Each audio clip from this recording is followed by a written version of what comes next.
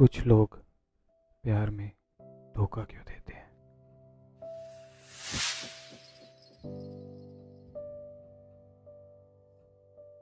जब भी हम किसी के साथ रिलेशनशिप में आते हैं तो हम उस इंसान के लिए बहुत ही ज़्यादा क्यूरियस होते हैं। उस इंसान की हर छोटी से छोटी चीज़ हमें पसंद आती है, उसका नेचर, उसका स्टाइल, ईच एंड एवरीथिंग। साथ ही हम उसकी गलतियां भी नज़रअंदाज कर देते हैं, क्योंकि कोई भी रिश्ता शुरू शुरू में बहुत ही खूबसूरत होता है।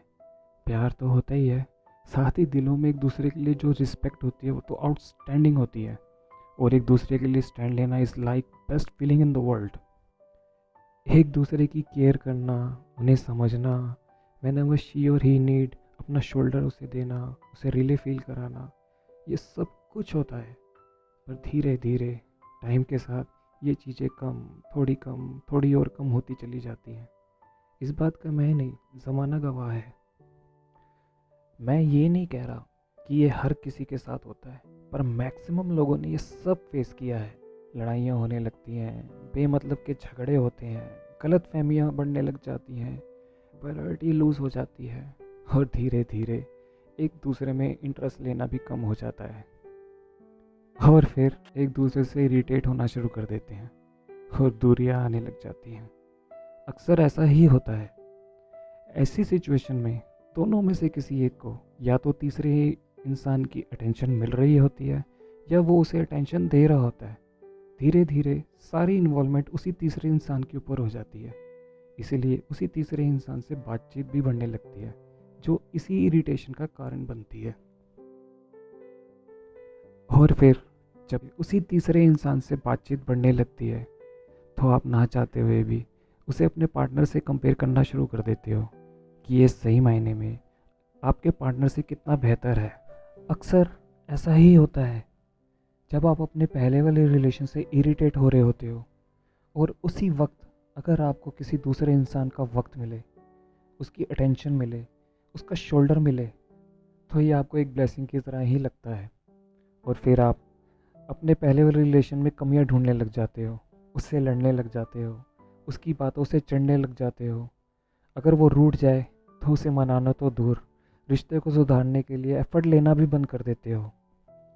यहाँ एक तरफ जब आप एक से लड़ते हो और उसी खराब मन से जब आप दूसरे के पास जाते हो, और फिर जब वो आपको पैम्पर करता है तो उसकी हर चीज़ आपको अच्छी लगती है।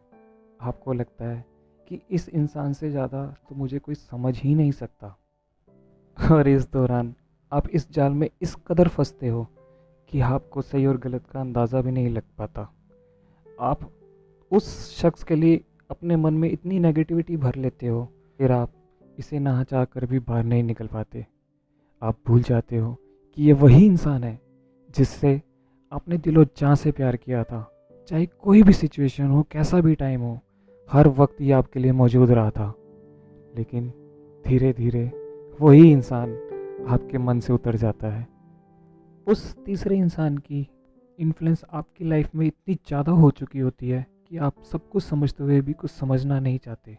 और एक वक्त ऐसा आता है कि जब आपके मन से पहला शख्स उतर कर ये तीसरा इंसान बस जाता है, फिर ना चाहते हुए भी रिश्ता टूट ही जाता है।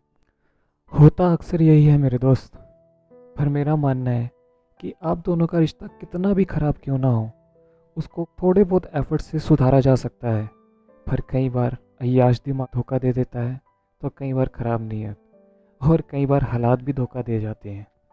आपका रिश्ता चाहे कैसा भी हो, पर कभी ये मत भूलना कि जिस इंसान के साथ आप हो उसने आपके लिए कितना टाइम इन्वेस्ट करा है, कितने सालों से वो आपके साथ है, आपसे कितना प्यार करता है, कितनी उम्मीदें बांधे बैठा है, कितने सपने सजाए बैठा है। अगर भटक भी रहे हो तो वक्त रहते संभल जाओ, कहीं फिर देर ना हो जाए, क्योंकि फिर कुछ नहीं बचता मेरे दोस्त।